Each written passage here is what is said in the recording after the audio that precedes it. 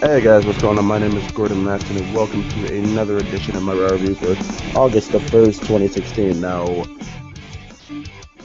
by no means was this anywhere compared to last week's show. Last week was an anomaly.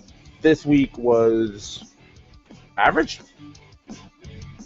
and some people could say, well, average means back to the status quo of how we used to do things and how we're, still how things were going back, last week. And this time around, if you want to be comparative, we can speak in the terms of, well, things from last week that they're doing are still continuing, and certain things they started last week are still like an ongoing trend of what made the show good last week. There were just some decisions made in the show, some matches put together that weren't all that good.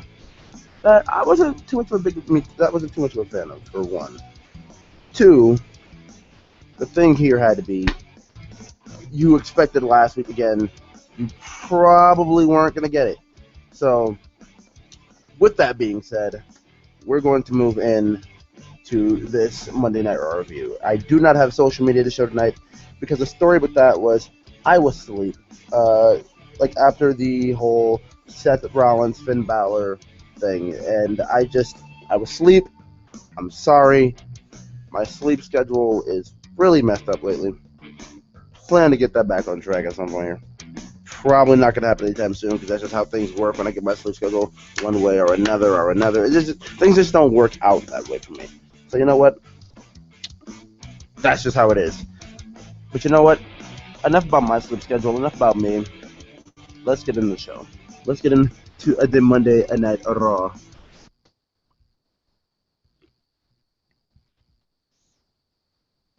All right.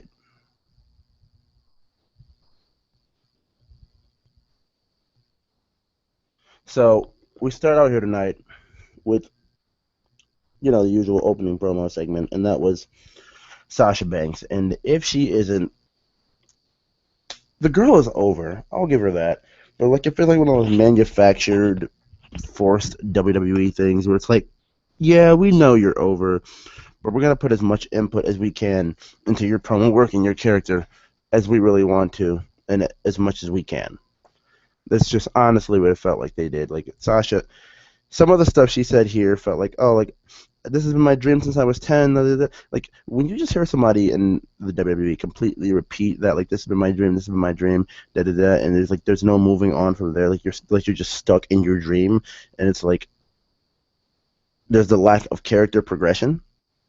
That's how you know the WWE has input on what you're doing and what you're saying, because they want everybody to know, and they will make sure you understand it and you get it, that this was her dream since she was 10 years old, to be women's champion and to change how women's wrestling was perceived upon people. Is not just a piss break and or a bra and panties match, and if it wasn't a bra and panties match, it wasn't worth watching.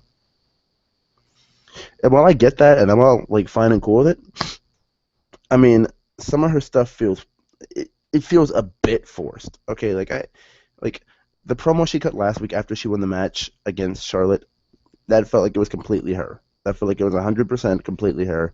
The emotions came out. She started crying. There's just Sasha and Bailey, really emotional people. That's just kind of how this works. But anyways, we'll move forward here, and we'll get to Charlotte coming out, and she basically calls Sasha a spoiled brat because Snoop Dogg's your cousin, blah blah blah. She got into the business. She's like, who's gonna be your relative next week, Puff Daddy? And then it turned into Sasha coming back with the ultimate just sex roast of all time. Okay, so she said Sasha's title reign was just a one night stand. It's not gonna last much longer. And with Charlotte being the daughter of Ric Flair, Sasha came out of nowhere like, you're the daughter of Ric Flair, Charlotte. If it weren't for one night stands, you wouldn't be here right now.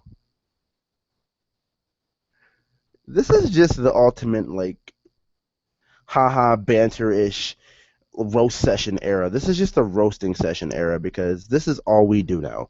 We, I remember a time in wrestling where we roasted each other, but it wasn't okay. It was worse. But as of recent, since the New Day became a thing, people get roasted 2 and 3 times a night every week, and it's hilarious depending on who it is or what the circumstance being. But it usually is hilarious, which leads to Chris Jericho, coming out doing his whole quiet, quiet thing. He's just telling everybody basically to shut up, and he agrees. I got this wrong before. Sasha wasn't called a spoiled brat by Charlotte. She was called a spoiled brat by Jericho. Charlotte did say the one night stand thing though, and then this is where Enzo Amore comes out, and Enzo Amore puts the moves on Sasha. They start doing how you doing thing, and for a second it just feels like they're gonna make out. And knowing who Sasha is IRL in real life, I was a bit uncomfortable with this because everybody who at least they're on the internet and they're socially aware, and they watch Up Up Down Down, Xavier Woods' YouTube channel. They know, they 100% know that Sasha is taken. And I know many people don't watch Unfiltered with Renee Young, but even in Unfiltered, she admitted she was taken, and just almost watching her and Enzo kiss is just like,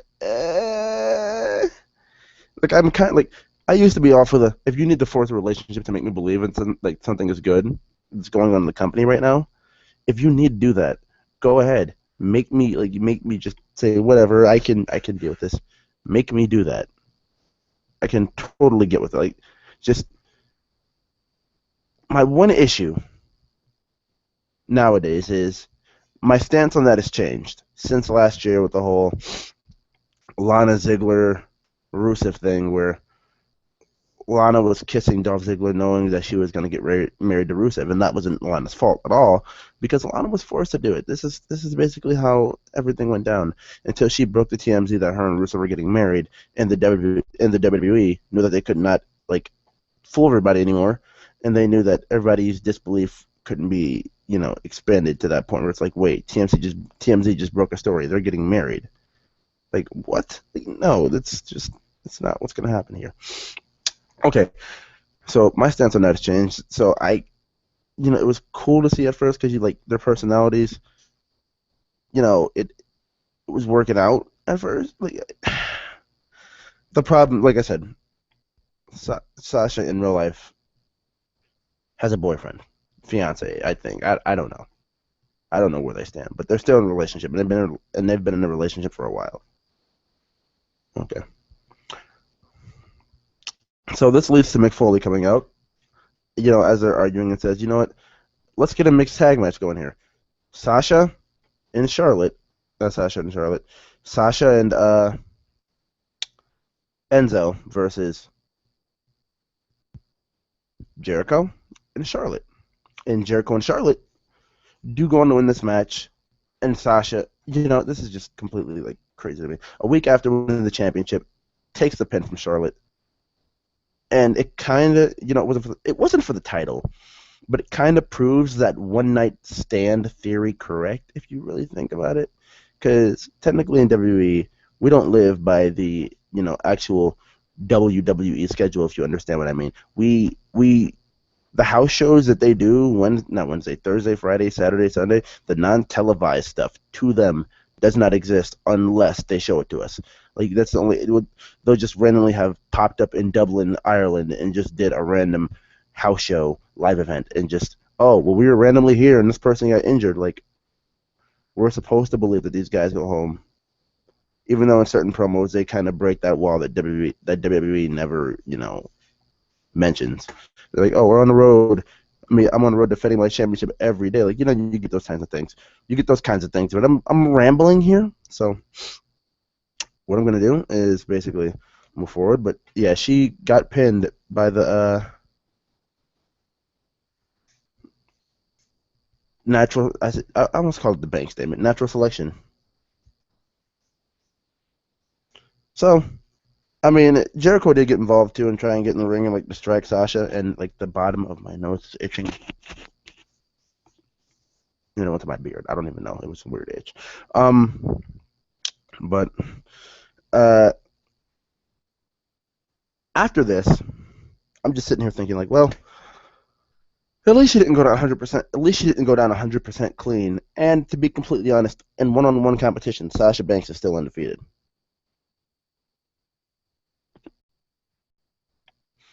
Okay,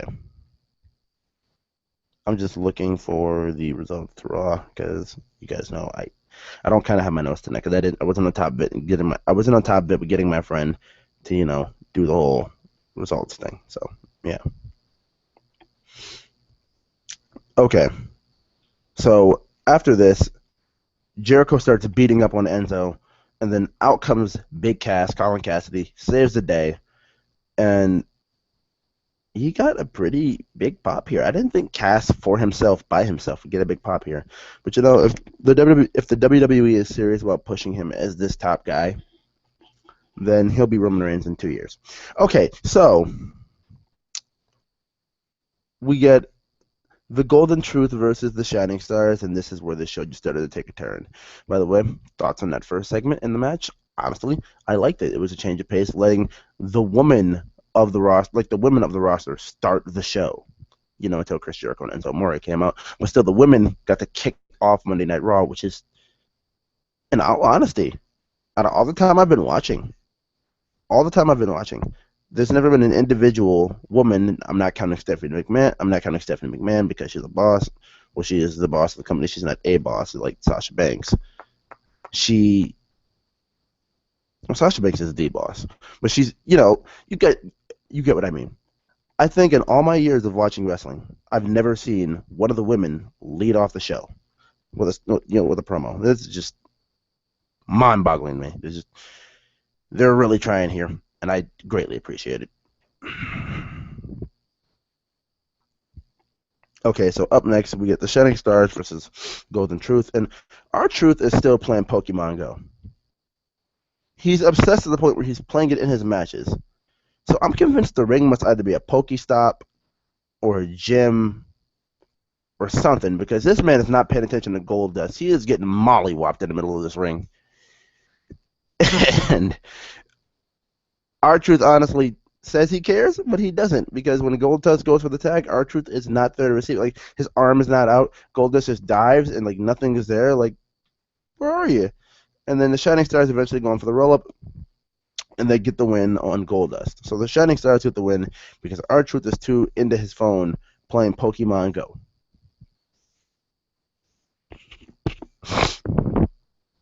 So that's about that. I mean, do I have really much to say about it here? Not really. Kind of because, for one, I kind of don't care. And two, it just feels like eventually our Truth will get over this and they'll just win the feud. I don't know. Or they'll break up and feud over our Truth playing Pokemon Go and pull the usual petty garbage that WWE pulls. Okay, so up next we get Finn Balor, who's getting interviewed by Michael Cole. But you know what? Let's skip the Michael Cole interview. Seth Rollins gets on the ring, basically tells Finn Balor, you know what? You made a legacy in NXT, and that's pretty great. But you have to remember, he basically told him in like to sum it up, I made a legacy too, and you made your legacy just like I did, and basically called Finn Balor a ripoff of what Seth Rollins is supposed to be. So he said, you won the NXT championship, but you weren't the first ever NXT champion. He's like, you know what? You run NXT, I run Raw. This is my show. He's like, you're kind of a ripoff of something. I couldn't really remember. Seth Rollins is like really into like the pop culture references, just like when he called himself Channing Tatum mixed with LeBron James and Tom Brady. Rollins is really into doing that kind of thing. So, yeah. But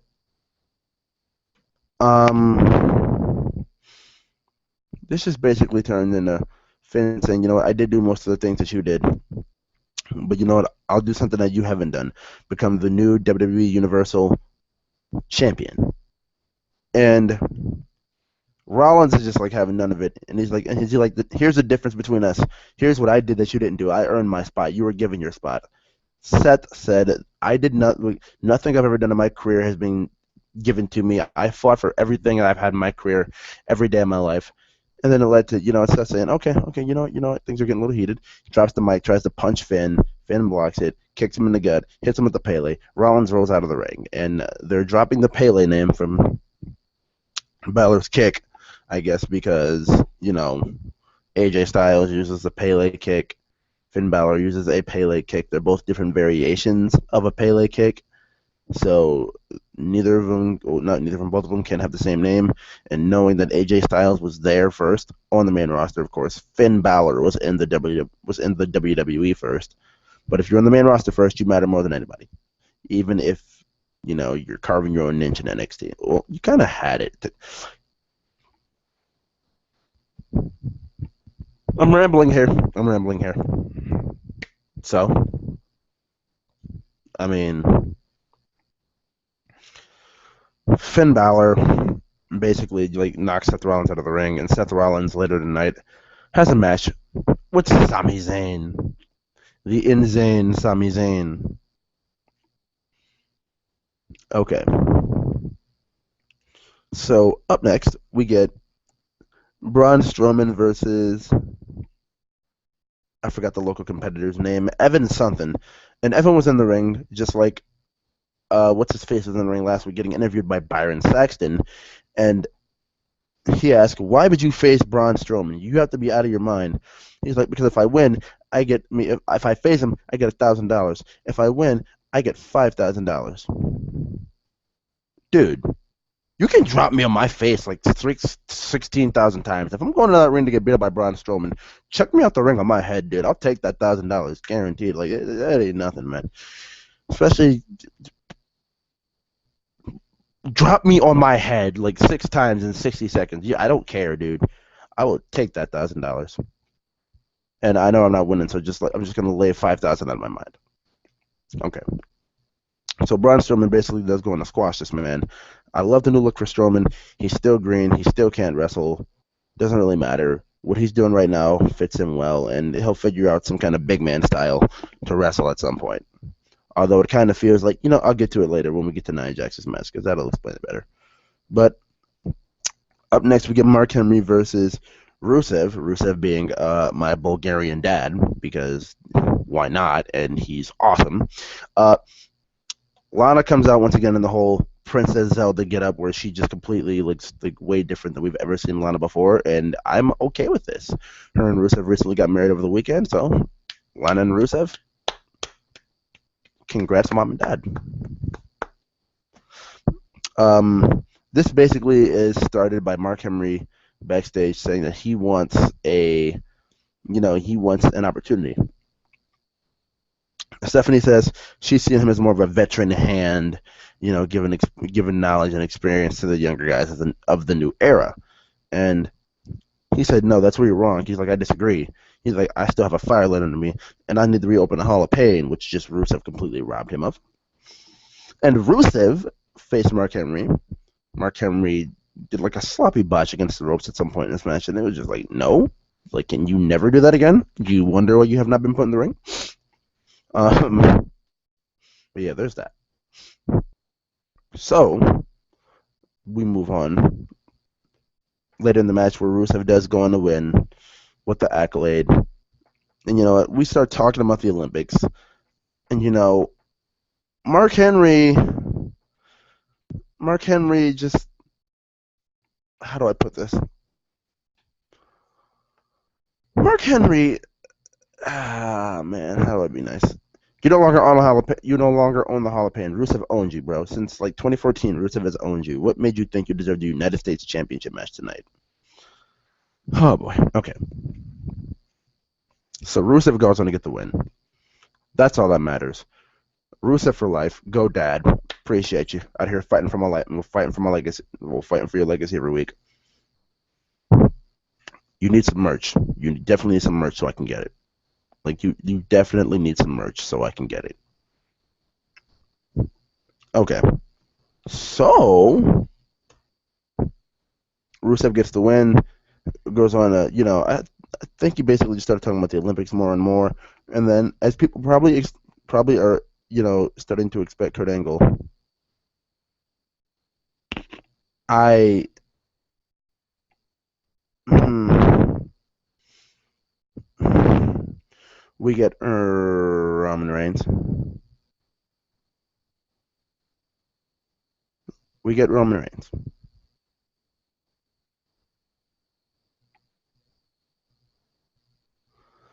Okay.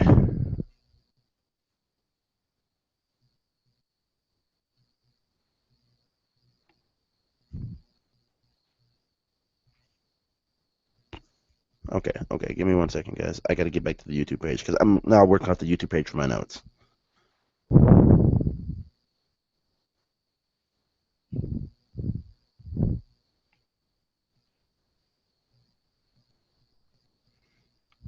Okay.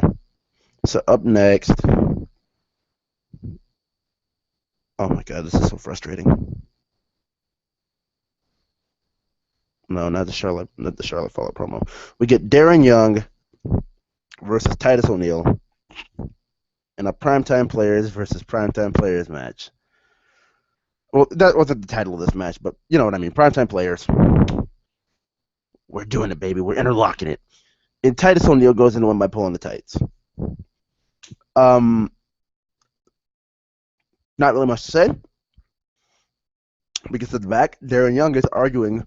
Not Darren Young. Bob Backlund is arguing with Titus O'Neil, and then Titus O'Neil with the jokes. Not even the jokes. This is unintentionally funny just because of Titus's delivery. He's like, "You better get out of my face talking like that before I knock your old ass out." Like, is there ever anything? Like, anytime Titus can swear and try and be serious, and he's not like hilariously funny, like Titus, bro. You know what? Never mind. But that's where Darren Young comes out of nowhere and just blasts this man. Just completely blasts this man. And Darren Young is having a change of attitude. I guess maybe he's, embracing his inner Backlund.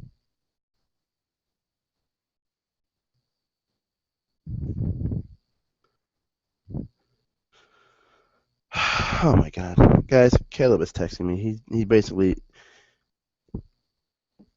okay. The best way to describe this is he wants to be a part of these. Like I know it's just random and out of nowhere. It's just random and out of nowhere. But you guys remember Caleb, and he wants to be a part of these, but he says at the moment he can't because he has a lot going on this summer. So I'm sorry. I did promise to co-host at one point, but it just can't happen. Okay, so moving on. Nia Jax versus local competitor whose name I also didn't get the name of. I at least got the first name of the last person. So yeah. So once again, Byron Saxton didn't interview this girl, but she basically just got squashed, and Nia basically got the win. And Michael Cole dropped the FTW bomb. Nia Jax is so Nia Jax is not kinda. Nia Jax is sorta FTW, fun to watch. So you're telling me a big girl who's about a solid probably 280 near 300 pounds is fun to watch. She's fun to watch. It's fun to watch her beat people up. When she's supposed to be the bad person, she's supposed to be the heel. She's supposed to be playing the bad guy. Well, in this case, the bad girl, and she is fun to watch.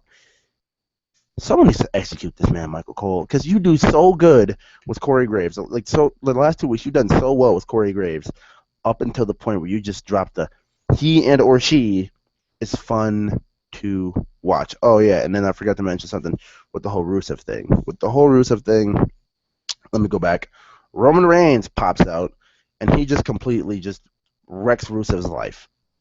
This man, and yes, I just fumbled my phone like that. This man wrecks Rusev's life.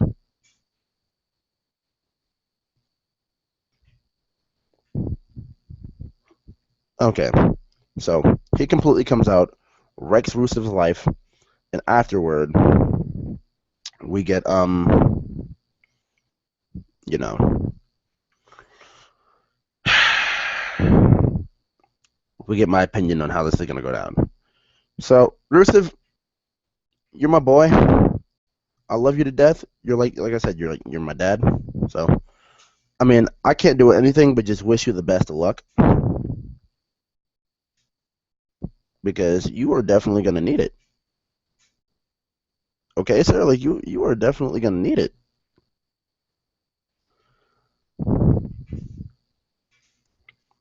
Let me put it like this to you, people. Roman Reigns is in mid-card, and they're gonna make him like have this internal struggle probably just for him to, you know, win and or lose, and it just ain't gonna be fun. It's not gonna be fun, people. So get ready for the Roman Reigns. Roman Reigns just to be the interlocking force in all of our lives.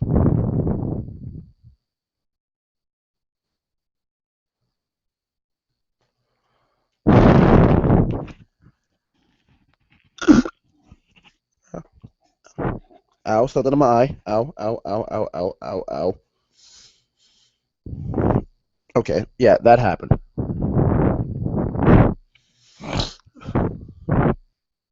Ow. Okay, so back to YouTube.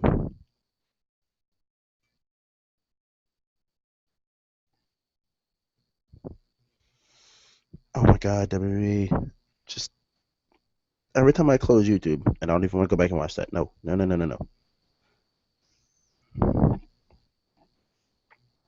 Okay, where do we leave off? The Nia Jax match. After Nia got the squash. This is basically the same path of booking that they're going down here is leading to a Nia Jax versus Braun Strowman match, right? Right, right. We can agree that Nia Jax, Braun Strowman, the battle of who's the better monster, and it's definitely Braun because Nia is feels like she's just once again I'm using this term again. She's forced as a monster, but yeah, we're going there. Okay, so we get up next the New Day versus the Club, and the New Day has to leave one member of the team backstage behind, and it is decided to be Xavier Woods in his hometown.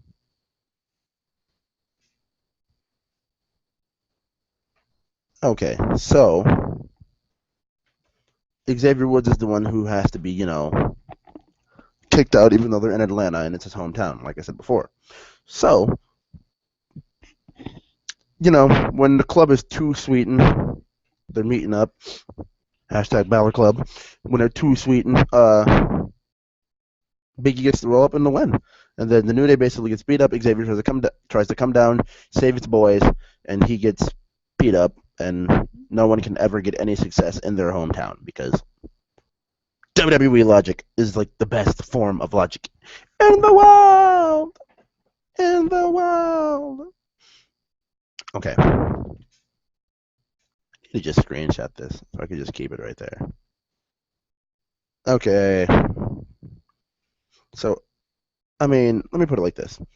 I completely see the club getting the tag titles from the New Day at SummerSlam because the New Day has nothing else to gain and or losing, nothing else to lose but the tag titles. They already have the record. I mean, would it really hurt? Like, are you just trying to get these guys at 365 days, then get the straps off them? Because if that's the case, I can understand that. But other than that, yeah. So we could just have another New Day celebration, and we can get Sunny Girl in there with Sunny Boy, and we just have the Sunny family in there, or the Sunny husband and Sunny wife. I don't know. So up next, we get Heath Slater, who was also on SmackDown campaigning for a contract, comes to Raw campaigns, and Mick says Heath Slater can get a match himself versus Jinder Mahal. Yes, Jinder Mahal was in the ring with Heath Slater this entire time. Super kicked Heath Slater, got the pin, 1, 2, 3, and that was it. Okay, so Heath Slater is now a member of the Raw roster. Not Heath Slater, Jinder Mahal.